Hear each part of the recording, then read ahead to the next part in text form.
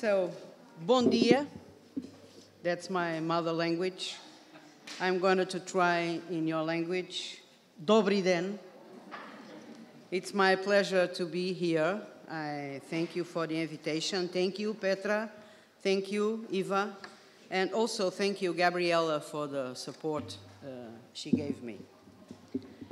So, thank you. My presentation will be in terms of career guidance in a changing world as the request of the organization. And the first word that come to my mind in the context of career guidance, it was the word innovation and its cognates, because they carried with the history littered with realities, with facts, but also to boldly state with myths. We can indeed set out the stall for myths here as the first human cultural form, the structuring symbolical form of the first experiences of consciousness. And let me be made clear now. With Frank Parsons in 1909, at the beginning of the 20th century, the idea affirmed itself symbolically as a ridiculous human and social element. And there is not point now in differentiating between vocational guidance or counseling, because it opened the way for the structuring notion of the first experience of conscientiousness in what was a new scientific domain. That's vocational guidance. And to give shape to the idea that is, I'll try to substantiate that which appears to be a very simple truth.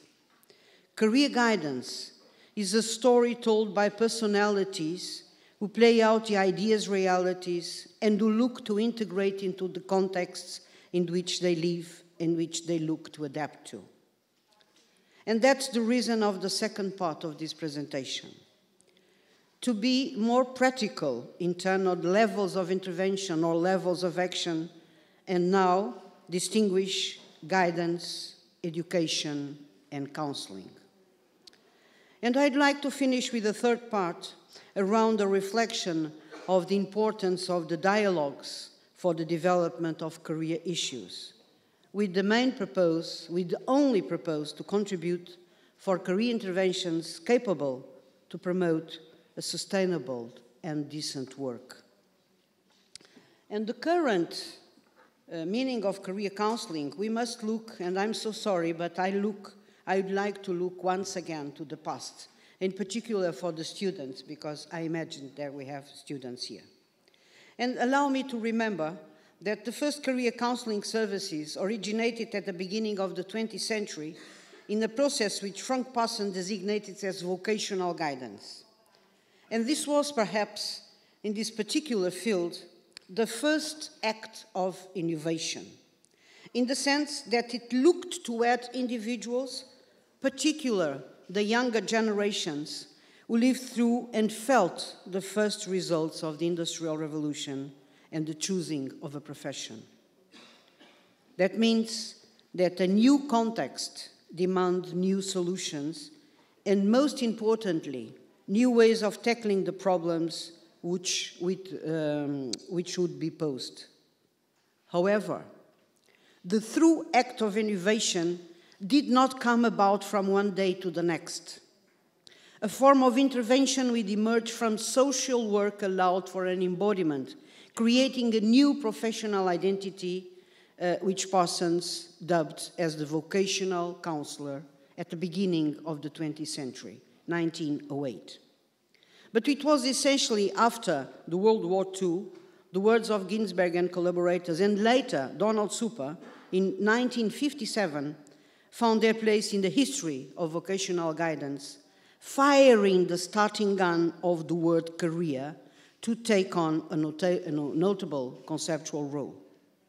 And the major contribution, in my opinion, is on to Super with his developmentalist model of evaluation and for considering the career as a developmentalist process. And from here, we can identify a second paradigm.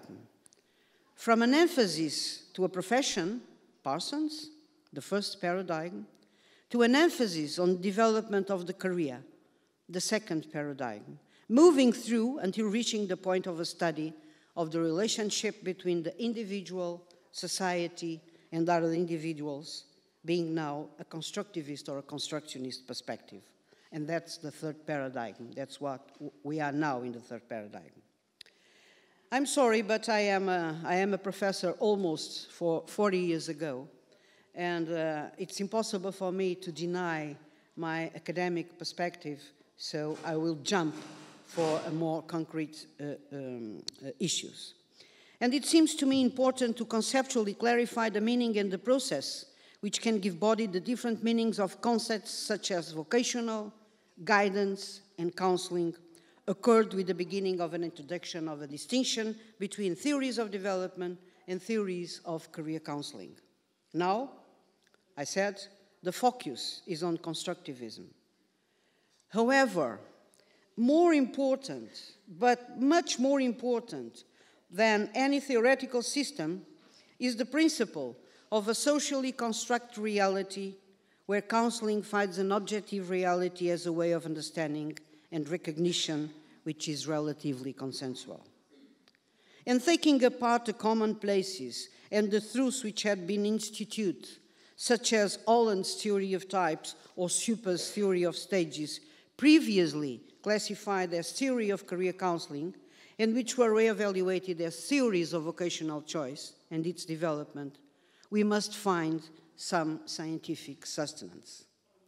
Vocational theories are not the same as career counseling theories. And even running the risk of controversy, and even running the risk of deconceptualized reading, to understanding the historic process of counseling theories, and in particular, the recovery of the human and one singularity after decades of guidance and counseling theories and practices, which, instead of considering organizations as something to serve people, look to find the best way to place people happy or at least satisfied serving organizations. What remains now is for us to find out if today's winners, the career counseling mentors, have made an epistemological cut from their ancestors, thereby constructing a new paradigm, and if the resulting conflicts for individuals coming from the traditional subjection of vocational psychology theories with the needs of the political organization needs of societies have in fact been resolved in reality. I don't know. Although it cannot be said that there are winners and losers in the history of counseling, the truth is that new theories have come to establish a new paradigm that, in being the natural heir of the previous paradigms, have introduced considerable alterations which are needed not only for the survival of such paradigms in their core function, but also for the bettering of such paradigms and their adaptation to new realities. So, we come to the construction phase. Indeed, guidance is not what it was once, nor can it be. Guidance, in the broadest sense of the word, has to distinguish between different levels of action. Action on the informative level relative to the organization of work. Action of a psychopedagogical nature that helps to develop competencies. And action at the level of career life counseling. The minister this morning asked practical issues. I answer to my minister in Portugal exactly in that way. This topic opens the door to the reflection of the guiding principles that lead to the recreation of guidance and counseling in guidance. And we all know that today, social, economic, and political changes are occurring across the entire world, and the problems which affect large sectors of population, unemployment, the quality of living standards, and the transition from school to work have contributed to the consolidation of new perspectives in the field of guidance, and indeed Guidance partners with life in that it can help individuals to become consciously aware of their own careers, their lifestyle, and their options, and can help to attribute a greater sense of importance to people's lives.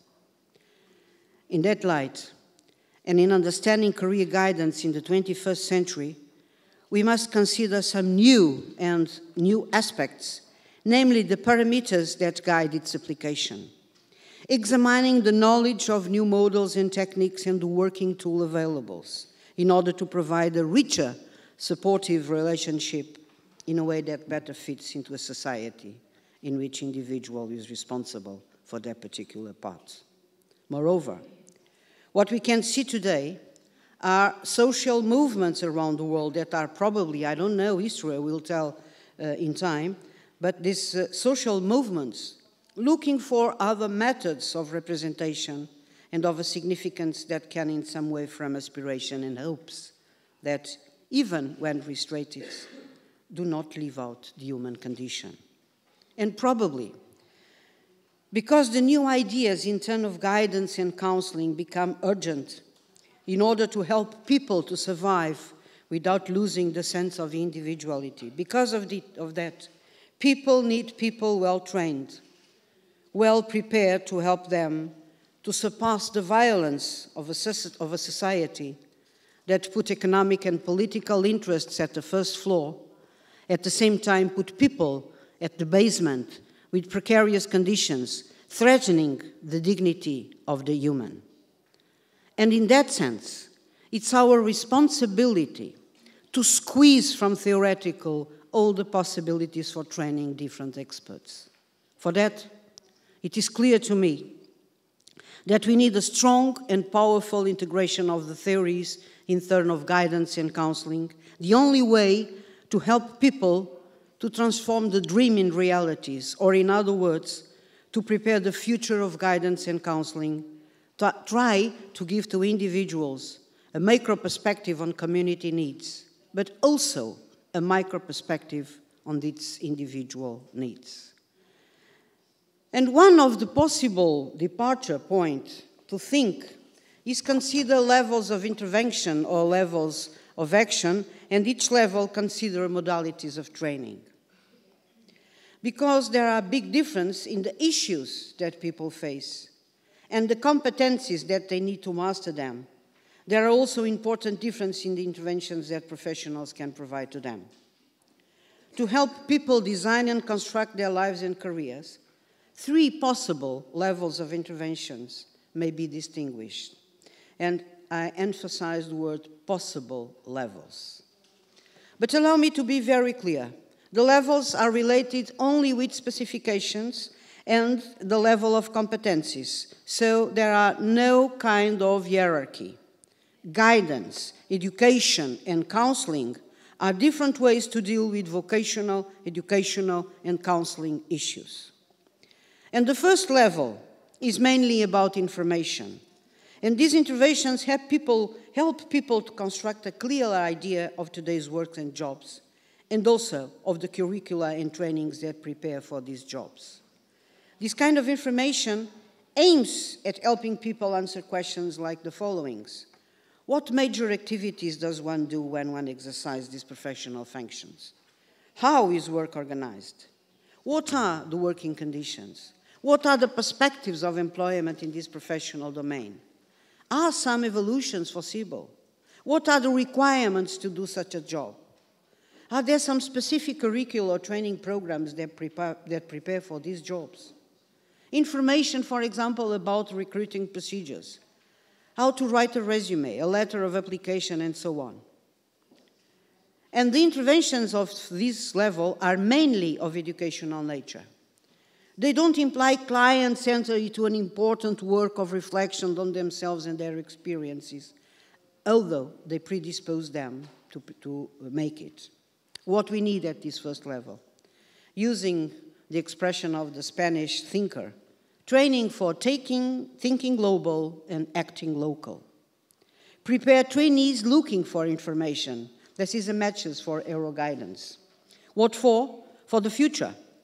because future experts need to be prepared to training other professionals, like teachers, like employers, like social workers and other professionals.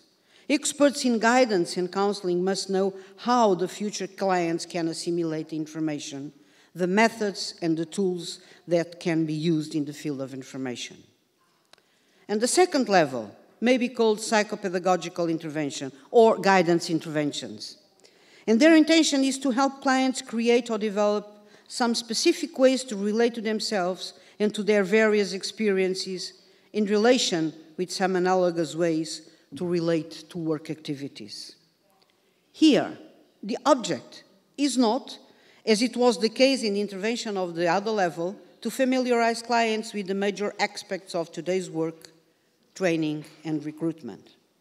The core object of these interventions is about the competencies that are required to do such or such work function or to design such or such project, the way that people doing them have developed these competencies, the competencies that clients involved in such interventions have already constructed, that they have built these competencies, the competencies that clients may now develop, and how. The bilan de compétences or some career education workshops may be seen as a prototypical examples of this kind of interventions. But allow me to stress one thing. These interventions are educational and psychological ones as they intend to transform the way clients relate to their experiences and to themselves. But they are not fully psychological in the sense that they ask clients to relate to their experiences and to themselves in only a specific way, in terms of competencies and resources useful to work today. And what we need, again, training for thinking global, acting local. Programs of career education are a good example of a diversity of guidance practices in different parts of the world. But theoretical support are, in general, the structural and developmental theories involved in the mainstream of career guidance. If we take into account at the same time personal and contextual career determinants, the career model may provide a good framework for the provision of guidance in developed countries as well as in nations with developing economies, when a global economy prevails instead of a social or global education. Brief. Experts need to receive a theoretical and practical training in vocational guidance. And allow me to emphasize this point. In order to foster development and delivery of adequate guidance in various settings over the next 10 years, it is imperative that we give attention to the change that lie ahead. Namely, the provision of guidance must take into account the changing nature of work, as Jacques told us a few moments ago. The transition periods are more time-consuming for guidance practitioners, and they need to know to articulate a developmental view of the different career services, namely in the preparation of all citizens for either normative or non-normative transitions. Needs for guidance are different and imply the use of different types of intervention and techniques. New tasks and new clients for guidance services because, for example, of mobility and immigration situations. Increased cooperation among guidance services from different countries. It seems for me one of the key points. And the third level of intervention. The third level emerges because psychopedagogical interventions or guidance interventions fundamentally deal with knowing how and knowing whom issues. The only approach marginally the question of knowing why, that is the question of a meaningful life, and more particularly, the topic of work's integration in a life that makes sense. This is exactly the purpose of the interventions of this level. And they could be named life and career counseling interventions. And they are fully psychological in nature as they help people integrate their different life domains and make sense of their lives. And what we need? We need training for thinking as a co-constructor. A comprehensive and functional approach on counseling needs some pillars, framed by a theoretical framework where the concept of counseling emerged. I am one of the co-authors of Life Design Approach, and life design may be seen as a comprehensive and functional perspective on counseling that constitutes the theoretical framework where the concept co-construction emerged. But what is co-construction? Co-construction is the ability to achieve success in a dialogue, success from both the counselee and the counselor, given one's personal standards, within one's social-cultural context. It is the ability to capitalize strengths or compensate weakness. Co-construction is based on an ideographic definition of success, not a nomothetic one. Co-construction is recognizing that counseling is always social produced, and co-construction emphasizes that counseling does not only promote an adaptation to the contexts, but also involves shaping. That means modify the context to suit oneself, and sometimes selection in order to help finding a new context that is a better match to one's skills, values, or goals. Co-construction is facilitate the interaction with the real world, helping to create, helping to invent, helping to imagine, or helping to discover. Co-construction is a teamwork where the possibilities to analyze, to use, and to design a life share the same time, the same space, the same reflection. Co-construction only exists in democratic societies. Counseling, it's only a useful tool in democratic societies, and we must remember that. Brief, a co-construction perspective is integrated, for example, in the paradigm of life design, and consequently, counseling interventions are made around a self-construction process. And that means requirement on training on reflection on the self and on the environment, training on receptivity to feedback and imagination of possible selves. It's not easy to be a counselor nowadays, so we need to reflect, we need to study. Sorry, my students, Czech students. The nature of changes that are taking place and demands of intervention, that means the counseling process, imply a new training process based on the intensive study about individual dialogues and stories. The training of a dialogue that permits the expression of emotion, that seek to discover and reveal one's own lives, and the training that permits the identification of the salient elements of the selves. Training, to be effective, needs to be learner-centered. That means students must be involved in design of the training. Sorry, my fellows professors.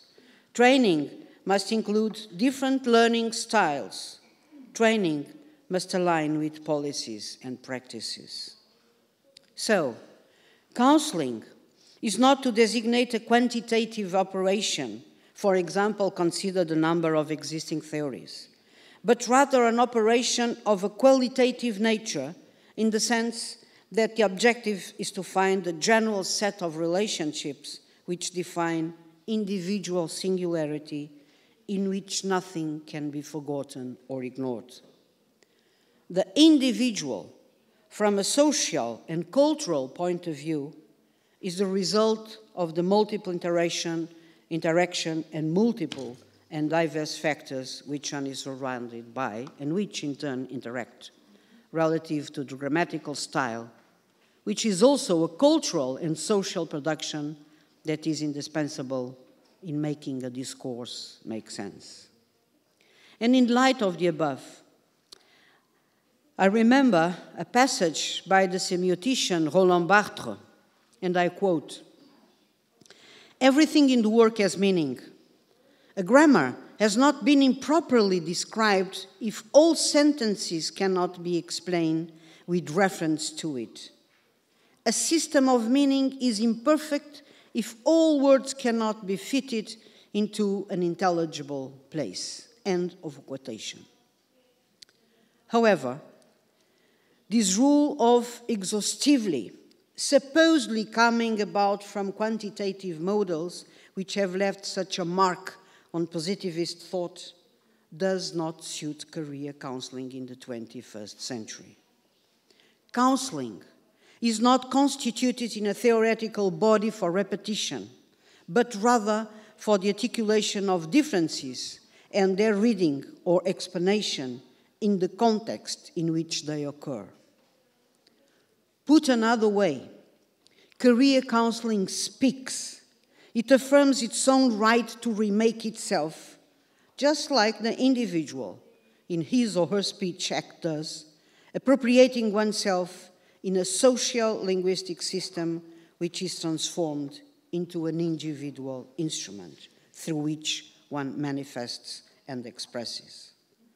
However, this capacity to speak is defined by the impossibility of quantifying and of normalizing. Up to what point could it be said that all necessary phrases can be found in an individual discourse and all of which are fitted it? It's not possible. This is just like in a counseling process. Up to what point can all of an individual's responses and their adequacy for social grammar be identified? It's not possible. Particular, because each individual and is bearer of their own story, which is exclusively theirs, which he or she narrates through a discourse that, because of the speech act, it's exclusively theirs, that the counselor has a mission and responsibility to accept as being useful in the counseling process, without ever looking, because the counselor cannot, to substitute the counselee. The counselor is a reader who reads the counseling text, with that counseling being, as such, an author. Therefore, counseling is more a process than a concept, is more explicative than explorative or descriptive. So, guidance, vocational, career education, counseling should be based on the consensus of the general knowledge that is indeed possible to reach diversity by looking for the uniqueness of each individual. In working together, we can anticipate a future where well-being could be considered as part of a real world, belonging to a co-construction act and integrate on the road designed for personal promotion. For that, the main field of career issues need a touch of restlessness. Why? Because to define something is to limit it. To classify something is to falsify it. To fix something into position is to allow reason to overshadow imagination. And definition by erudition is to leave out feeling. And the cornerstone comes into its own when it's viewed as not a vehicle of meaning, but rather something for the understanding of what we want that meaning to signify. To that end, the words career guidance, vocational, counseling, life counseling, and so on, and all the process which are associated with those words, is in need for reflection, of reflection. Apparently, the words are translucent and the entire discourse appears to transmit what is intended. But it is only when we stop to reflect that we give the words the space to shine. This does, of course, lead to other horizons worthy of study and inquire. The field as a promoter of understanding which generates knowledge, knowledge which generates development, but not necessarily wisdom. Why? Because wisdom demands an actual pursuit of freedom as a higher expression of liberty. And trying to conclude. After all, throughout the story of humankind, from the Garden of Eden to the universal access provided by the new technologies, questions of who should know what, when, and how remain unresolved. At these uncertain times we live today, we need to turn our skills, our analytical skills, to questions about the society's responsibilities for the promotion of the individual. That's because I suggest 3 possible levels of action. The search for real knowledge did not revolve around information. Rather, it was about finding the essence and purpose for life. And we all know that poverty, unemployment, precariousness, underemployment are strong words both in concept or when transformed into realities. And how change the endings of life stories embodied with the meanings of those words. Trying to give personal meaning to words like prevention, pay attention to childhood career development, put in context adaptability as a site of co-construction of life, develop programs to take care of the future, reframe career interventions, and rebuild, and rebuild vocational approaches in turn in them into life design and the co-construction. As happened with Socrates, the search for real knowledge did not revolve around information. Rather, and I repeat, is about finding the essence and purpose for life. And the role of a counselor is moving from an exploratory knowledge in a dialogue with the client to a path of principles that lead to action, or, using Socrates' words, that lead to virtue, our own and unique virtue. The field is related with the social need because it is committed with not ensuring that we don't derail the development, for example, of a future Antonin Dvorak. It is making sure that we not miss the potential of any individual. Thank you for your attention. Dziękuję. Thank you.